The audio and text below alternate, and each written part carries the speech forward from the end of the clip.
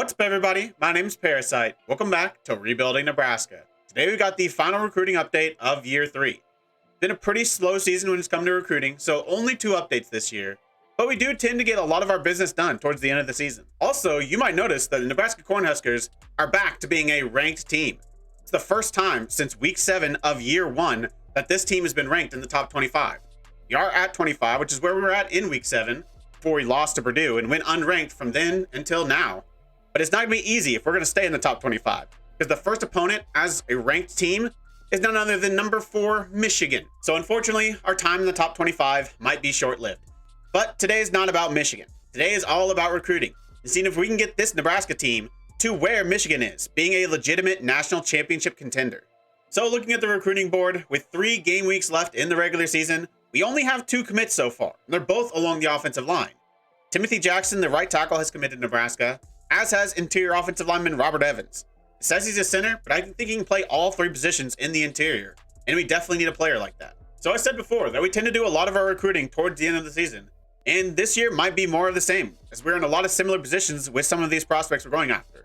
Top of our board is still the pass rusher Chris Sullivan. I think pass rush, maybe not in terms of personnel, in terms of needing numbers, but in terms of needing impact players, is the biggest area of need in this team. Our pass rush has been very, very inconsistent. Ty Robinson's been the best we've got, and he gets a few sacks, but outside of the sacks, he doesn't get any pressures. We need somebody that can consistently put pressure on the quarterback, and so I'm going after Chris Sullivan, because I think he can be that. We currently have a decent lead over Arizona and Florida, but we did just have our visit in the win over Northwestern, while they still have their visit to come.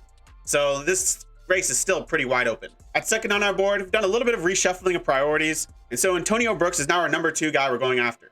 He is best as a free safety, and that's not an immediate area of need, but I took a look at our team and players that might look to graduate early. Shouldn't be anyone this year, but next year we've got a lot of very important juniors, including our quarterback and strong safety Blake Harper. And I think both of them could potentially leave after their junior season. And so I'm going to be a little bit proactive here, and I'm going to go after Antonio Brooks, who was a guy I've already been targeting because we need some depth at safety. But if Blake Harper does leave, he will start sooner rather than later. So he's going to be one of my top targets to come in case that does happen. But we've not got a big lead on him. We are currently fighting with Colorado, and it is a neck-and-neck race. And we've already had our visit, and they haven't had theirs. So that's not super encouraging. We're also not really growing our lead either. So it looks like this one might be going to the offseason. But fortunately, if we don't get Antonio Brooks, we've got a very good backup option, and that is Jovan Nelson, who should be committing sooner rather than later. We've got a massive lead. No one else has shown really any interest in him. Another athlete that's probably best as a free safety, and we're growing our lead every single day. We've offered him a scholarship just recently, so I'm expecting him to commit pretty soon. And we can afford to get them both as well. If Antonio Brooks does agree to sign with Nebraska, we could always use more safety depth. So I'm happy getting Jovan Nelson, whether or not we get Antonio Brooks. Up next is another area of need, and that is tight end. Next year, we're only going to have 2 tight ends on the roster. So I'd like to bring in another player there. And David Lee is the guy I'm going after. But it's going to be a race with us and Wisconsin, and we're not growing our lead at all. No one's had a visit with them yet, which is encouraging a little bit, but Wisconsin are cutting into our lead, even though we're putting 500 points into them every single week. So this is another one that might go down to the wire. So we have looked for a backup option, and for right now, it's Clayton Morales. We have another couple players that we could go to, but he's the best of the bunch. We don't have a big lead on him, but we just started putting points into him. So I'm hopeful with us showing a little bit of interest that we can have him as a backup option for Dave Lee. He's not amazing. He's not as good as a receiver, not even close. He's a pretty decent blocker, though, decent after the catch. He probably never be a guy I'd love to be a starter, but as depth, I'd have no issues with him. And so there's 2 teams that have offered him scholarships, Arkansas and SMU, I believe that is. And I think we could be okay if we completely lose out on Dave Lee. I think we can get in this race and bring in Clayton Morales to be some tight end depth. Middle linebacker is an area that we actually have to bring in a player. You have to have 3 middle linebackers, and for next year, we'll only have 2 of them. So we need to bring somebody in. We would be redshirting them, but we need a body there. So Brett Marshall, who had been our number 2 target, but he wouldn't really have a chance to start as soon as either Jovan Nelson or Antonio Brooks could. So he's dropped down the board a little bit, but he is a player. It's a position we have to bring somebody in. And Brett Marshall's the best of the bunch. And it's another battle with Colorado. He's a 4-star middle linebacker. We've also had our visit with him while Colorado haven't. And so, yeah, it's another one that doesn't feel great. We literally just had our visit against Northwestern. And so we've shortened the lead a little bit, but we've still not overtaken them. They still have their visit. I think Brett Marshall's probably more on the unlikely side. But we do have another backup there as well. AJ Bell, we've got a pretty big lead over Purdue. It's not growing. It's actually, I think they're cutting into it a little bit. So that is a little worrying, but we're the only team to have a visit with him, and we've offered him a scholarship. I think he's a solid backup option that we should be able to get if we don't get Brett Marshall. After middle linebacker, our final area of massive need is at guard. I think we only have 3 guards for next season. So we need to bring somebody in, even if it's just to redshirt them. And the guy we're going after, the best one we've got, is George Thornton. We've got a solid lead over North Carolina and Mississippi State, but we did just have our visit in week 10 against Northwestern. So that's where we've got a lot of our lead, while they both have visits to come. So it might look good, and we are the only team to have offered him a scholarship. That's probably the best part of all of this. Not the lead, the fact we're the only team to have offered him a scholarship. So I'm still optimistic, but we'll have to wait and see. We've got some backup options, but they're nowhere near as good. Everyone else on our board is just areas we're looking to add quality players to, or add some depth for the future, looking forward 2-3 years. And the first of that is a player that we're looking just to add a really good player. That is Luke Henderson. He is an athlete that is a cornerback, and he's one that we should be getting any day now. Massive lead on him over everyone else.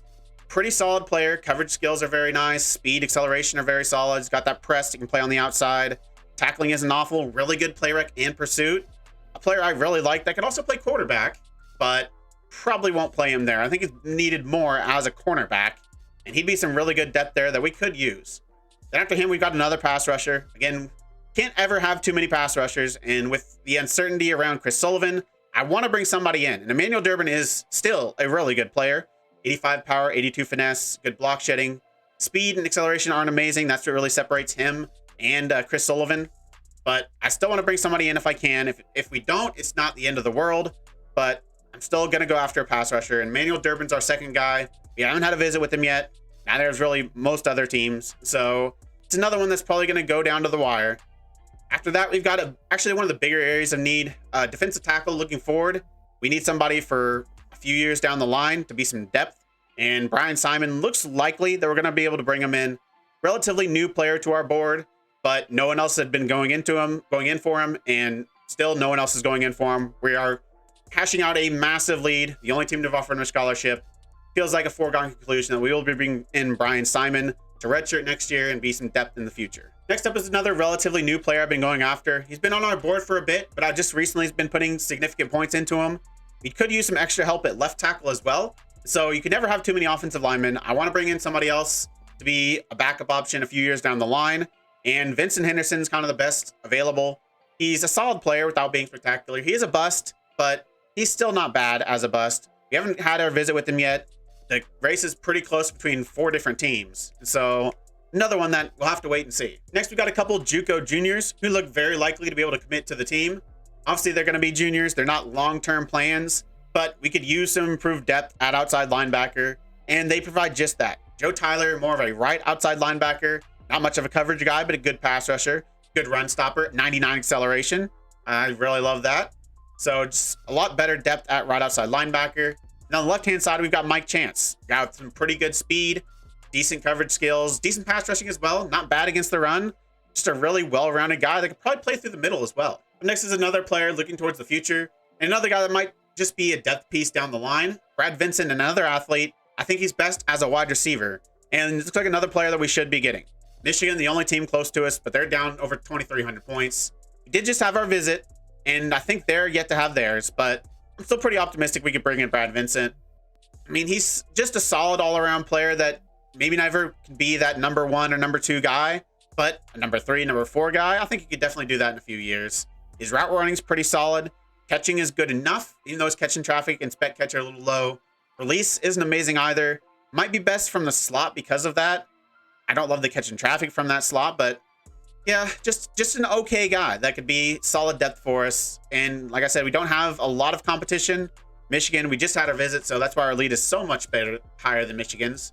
We'll have to see what it looks like after they have their visit with them. Then we got another couple of interior offensive linemen. It said Brian Mitchell's a tackle, but I'd probably move him to guard. Robert Evans, the center that is committed, I'd prefer to be able to redshirt him, but we need a backup center. We don't have anyone for next year, and so I'd like to bring in another guy that could be the backup center, guy that doesn't have a whole lot of potential. Neither of these guys are ever going to be amazing, but could be solid depth for 4 years for us. And so Lester Culp is up there, a guy that could definitely play all 3 spots in the interior. And then Bryant Mitchell, we could also use another backup guard. So that's probably where he would play in if we can get him. 2 players we've recently been putting some points into. So we'll see how those ones go along. We have already had our visit with Bryant Mitchell, but like I said, we hadn't really shown much interest in him. Lester Culp player that we are the only team to have offered him a scholarship. I think we should be able to get him, literally just starting to put points into him. Hopefully we can grow the lead enough that we don't have to take it into the offseason, but 2 players I'd still like to get. The last 3 players we're putting points into are all kind of luxury players, positions where we have pretty good depth, or we have other guys higher up on the board that we look likely to get. First is Adam Van, another athlete that's probably best at cornerback. Obviously, we've already got Luke Henderson almost ready to sign on the dotted line, and so we don't necessarily need to. We've got some decent depth there. Adam Van actually might be the better player of the 2. He's a little bit taller. He's got better speed, better coverage. Play rec and pursuit aren't quite as good. Tackling's not quite as good. But, I mean, the main reason we're going after Henderson over him is Henderson has been easier to get. Not been as much interest in him as there has been in Van. I think we'd have to put all 500 points into Adam Van every week if we had a chance to get him. At least a very, very good chance to get him. And at a position of not major need, I didn't feel necessary. I'd still like him if we can get him. We've offered him a scholarship. LSU still have yet to have a visit. I mean, if we can bring him in, you can't ever have too many good cornerbacks. So I'm always going to be interested. And the same can be said for pass rushers. You can never have too many good pass rushers either. So the last 2 players are 2 other pass rushers, David Vincent and Eric Moss. Both have got pretty solid leads on. David Vincent, looks like we will be getting him pretty massive lead. No one else has really shown any interest. We have just offered him a scholarship as well. We can find a place for him. Then Eric Moss, we've got a decent lead over LSU, but they are still yet to have their visit. We just had ours. So the lead actually wasn't that massive until that visit. Probably the less likely of the 2, but they're actually basically identical players.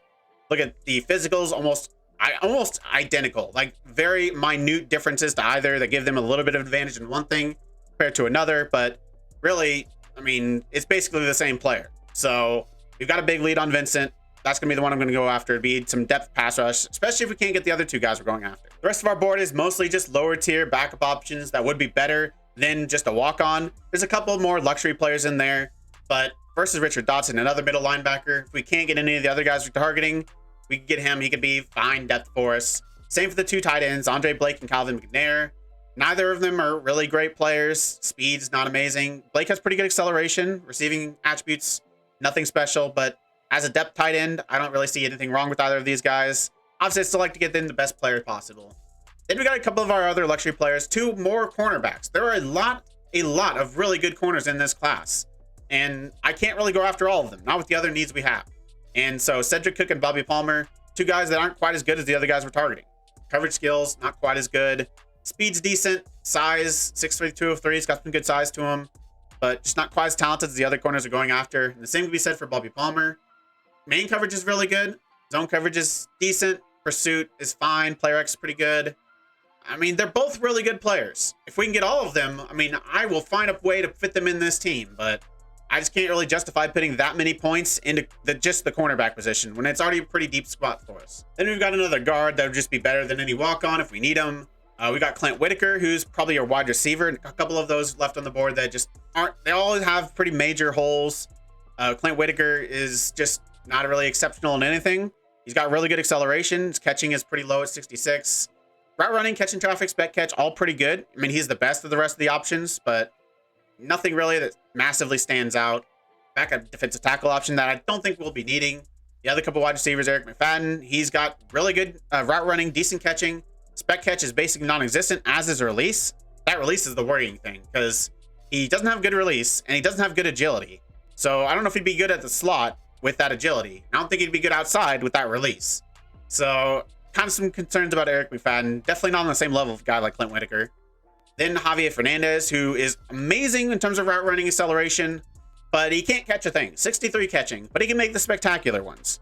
So he's just one of those frustrating receivers that catches the hard ones and doesn't catch the easy ones. And I don't love that. Then obviously we've got a quarterback on there just because you never have too many good quarterbacks either. Not really an athlete, but pretty decent passer. Not as good as some of the guys we've got on our team, so not going to be a guy I'm going to focus on. I think we're okay at quarterback, but I mean, if we have free points to throw out there, bring in a quarterback. Why not? We've got a lead on him. Then a guy we've been actually going after that looks like we're not going to get. We kind of pulled out of the race of him, but I still want to bring him in if North Carolina kind of don't show any more interest. He's an athlete, again, that'd probably be a power back for us. It's an area I want to bring in, Yakazient next year is going to be a senior, so we kind of need to plan for the future there. And he's got 85 trucking, 72 break tackles, a little bit lower than I'd like, but yeah, pretty decent player, some decent speed as well. But unfortunately, it looks like he's going to be going to North Carolina. And then just another running back that was hoping to be a power back. 72 trucking, not amazing. He's okay. He's fine. So that's where our board currently sits with only a few weeks remaining in the season. Obviously, not many recruits so far, only the 2. But I think we've done a good enough job the past 2 years, bringing in a lot of good young players, that we can afford to be a little picky this year. Looking for the right player, not just a player for now, but a player for a few years down the line. Year 1, we had to bring in a lot of guys to be starters. Now we can look towards the future and look to bring in players that fit specific roles in the team. So obviously I'd like to bring in a pass rusher to help us be more consistent and get into the quarterback. But with what we've done the past 2 years, if we don't get him, it's not the end of the world. We've got some other good young players that hopefully could step up. But obviously you always want to bring in as many good young players as you can. And now we're looking at a little bit more specific skill sets, just straight up pass rushers to get to the quarterback and help our secondary. I do think we've seen the progression though. We are back to being a ranked team. Now it's need to keep the ball rolling, keep bringing in good players, and keep upping our reputation. So Nebraska can be back at the top of college football, where they should be. So that's going to be it for the final recruiting update of year 3. Next episode is going to be the biggest game of the series so far, as we're taking on number 4 Michigan, and there's a lot at stake. We're looking to hold on to our newly found status in the top 25, and keep our hopes of getting to the Big Ten Championship alive. If you made it this far, why don't you like the video, subscribe, and click the bell. The links to all my socials and my Twitch are in the description. I really appreciate all your support. Thank you all for joining me, and I'll see you next time.